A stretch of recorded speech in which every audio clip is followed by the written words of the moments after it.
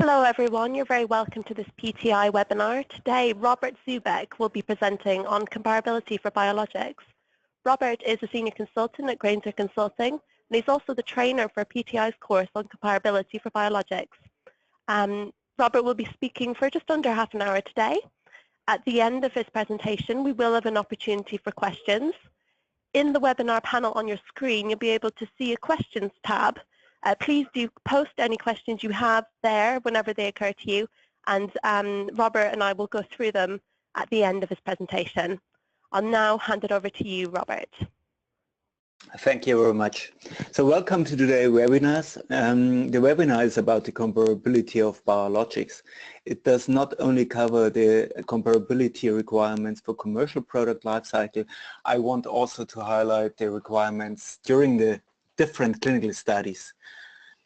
Unfortunately, of course, given the limited time, the webinar will only cover a small part of the topics required for a successful comparability study. We will much more discuss that in detail during the comparability workshop in London.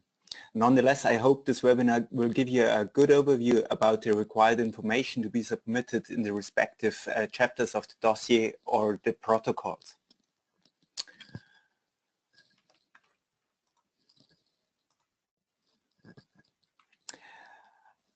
What I want to discuss today is the unique features of biologics and which makes them so different to chemical entities. And the effect of that is that they are requiring comparability studies after process changes. So what I will discuss today is when comparability studies are required, and more importantly, which scope is expected during the different phases of development as well as after commercialization. Finally, I try to give you an overview about the 5 key pillars of a comparability exercise and what needs to be considered for any successful comparability study. So biologics are very unique in the way they treat diseases. Indeed, they are using very similar mechanisms to the ones of the human body with regard to the biological functions. And this makes biologics so successful as a drug, enabling to cure unmet medical diseases. And this excellent curative profile, of course, is also reflected in the sales numbers. 7 out of the top 10 selling drugs are biologics. But this successful and sophisticated mechanism of action comes to a certain price. The complexity of biologics is due to the huge size of the molecules. They usually, so an antibody, for example, consists of more than 10,000 atoms, which makes them very difficult to analyze and to characterize. Your therapeutic protein can have a number of different post-translational modifications, and they are either introduced during the process, or other degradation products can be formed during shelf life, for example. These changes to the product can have a dramatic effect also on the activity of the molecule, for example by altering the binding kinetics, but it might also have an effect on related or unrelated biological functions, such as antibody complement activation or cell-dependent cytotoxicity. These differences in the molecule can also influence the clearance rate and the pharmacokinetic profile. So for example, a therapeutic antibody might have an altered Fc neonatal receptor binding efficiency or a mannose receptor binding efficiency, which then alters the clearance rate. They can also have a simply altered immunogenic profile where they are neutralized by neutralizing antibodies. So there are so many different potential functions involved in this complexity of the molecules, and many issues are then of course related also to analytical results, where you have to discuss the impact of differences, if there are any, with regard to safety and efficacy. So the complexity of the molecules is one thing. The other thing is, for generating such complex molecules, you have very complicated and complex synthesis processes by employing living cell systems. And these processes can be very sensitive to even minor changes, such as exchanging of equipment or reagents and so on. These processes themselves have also a direct impact onto the quality by being themselves the source for impurities, such as, for example, endotoxins, host cell proteins, and residual DNA. So in sum, you have very complex molecules synthesized by complex processes. And these two components lead then to intrinsic heterogeneity of the active substance within a single vial. So you have many different species within one single product vial. But you also have a certain variability between different production lots. And the difficulty is now to compare pre- and post-change products and conclude what is contributed to the change itself, or what would be lot-to-lot and natural lot-to-lot variability.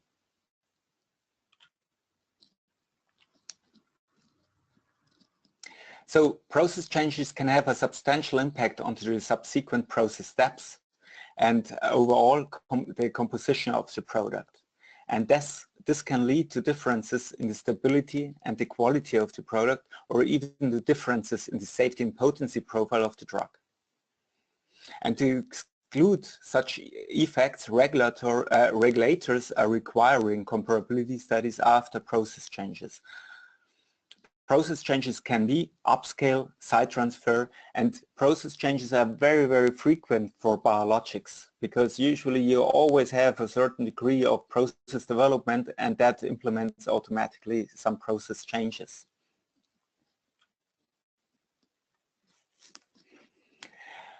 There are several guidelines available on the requirements for comparability after process changes. The most common one or known one is Q5E, which is the requirement for comparability after process changes for late clinical phases and commercial product during life cycle.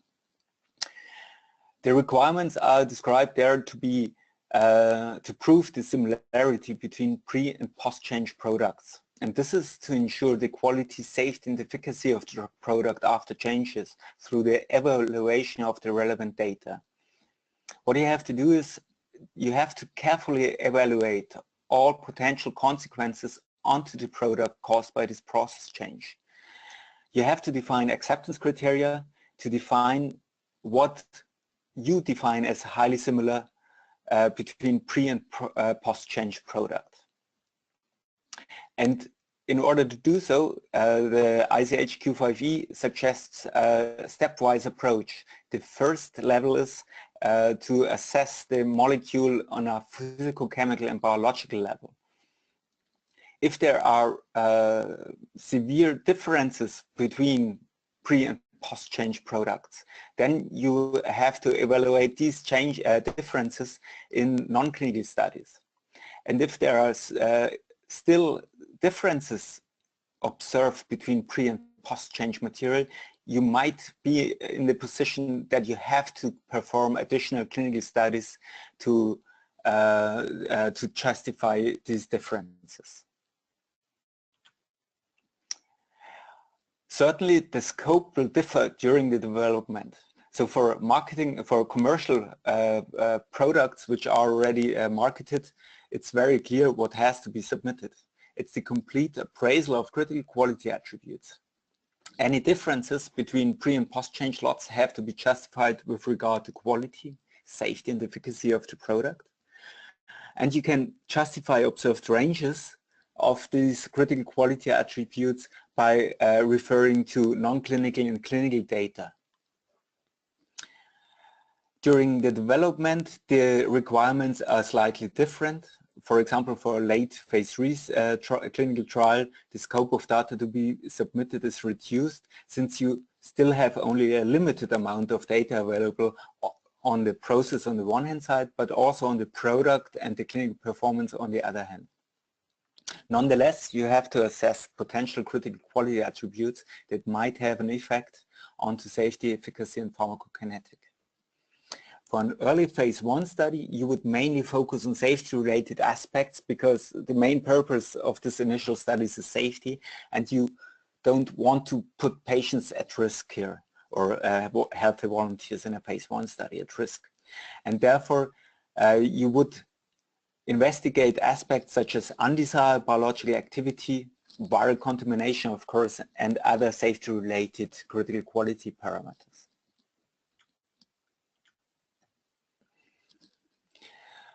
For any phase of the development, I suggest to use the following 5 pillars of a successful comparability program. The first one is to identify and rank quality attributes and focus on those which can be seen as critical. Depending on your development stage, and you might start with a preliminary list of critical quality attributes. The ranking should rely on published data on the one hand side, but you also can rely, of course, on proprietary data such as the one obtained from tox studies or during the early clinical phases. The second pillar is a detailed comparison of the 2 different processes. Best is here to sketch both processes next to each other and to highlight any differences in the flow, in the equipment, and in process controls, and so on, how you monitor the process. This section is a good opportunity indeed to demonstrate your process understanding to the assessor, that he gets really a good idea about, I understand my process and I know what I'm doing. That is reassuring the assessor that the risk can be mitigated. During this process change, an extended sampling of characterization samples can support the understanding of the individual steps onto the product quality as well. These first 2 steps, the definition of critical quality attributes and the identification characterization of the process differences, are the basis for the further comparability work then. So we continue then with the assignment of likelihood that a particular change in the process will have an impact onto the critical quality attributes identified in this first step. A proper process and product understanding enables you then to rank the likelihood of impact into minor, medium, major, or simply unknown effects onto the critical quality attributes. In the fourth step, you identify those critical quality attributes which might be impacted by the process change. For that, you will need to develop suitable analytical methods that are capable of determining sensitively differences between pre- and post-change product. What you are doing is you for example, how to prove that is that you use stressed samples where you can determine the specificity and also the sensitivity towards changes of the individual methods. The analytical comparability exercise itself should be done side by side, and this is simply to avoid that any issues with regard to method repeatability and precision would complicate the conclusions drawn from this exercise. And depending on the amount of data you have available, you may support the evaluation of these data also by statistical means to account for process variation and method precision. And finally, now we are nearly done. Now it is up to evaluate the severity of the individual differences that were identified in step 4. And you have to assign now the severity with regard to potency and safety. And in some cases, the impact of these differences might not be known because of limited data available, and then you would assign an uncertainty factor instead. You would rate the analytical results with number 1, no differences have been observed, so no adverse impact on safety and efficacy profiles is foreseen. Then number 2, some differences have been observed, but it can be justified that no adverse impact on safety efficacy is expected. The third level would be some differences have been observed, but it can still be justified that no adverse impact on safety and efficacy is expected. Impact on efficacy is unknown. And rating number 4 would be a possible adverse impact on safety cannot be excluded, and in this case additional studies might be required. And number 5, change results in conclusion that post-change material is a new product. So you have an entirely new product, and then a significant amount of new clinical data would be required, of course.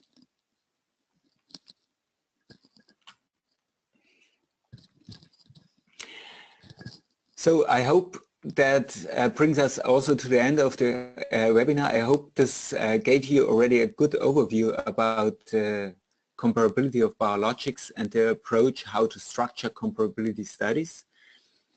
During our workshop in London, we will furthermore discuss in detail when and which scope of comparability is required. We will also learn about regulatory pathways to accelerate approval of changes with the EMA and FDA. This is particularly important since it significantly can speed up the approval from the agencies.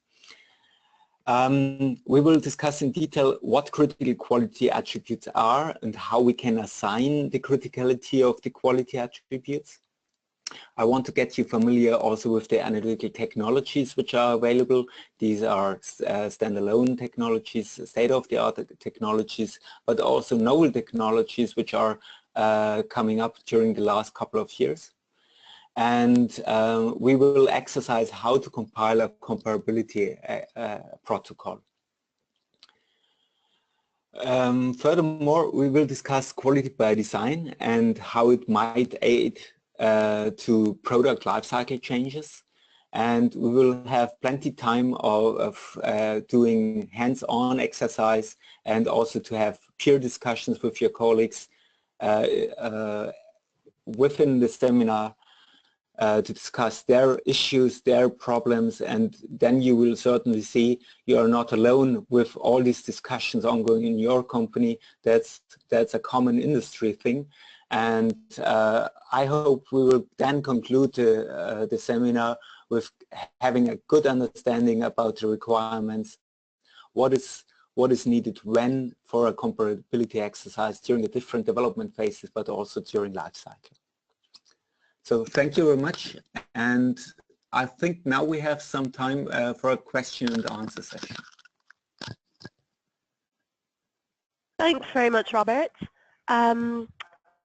Just looking through our questions that have been submitted, one person asks, what about using forced degradation for the comparability? Forced degradation is a very important tool to assign differences which might not be seen in a simple side-by-side comparability.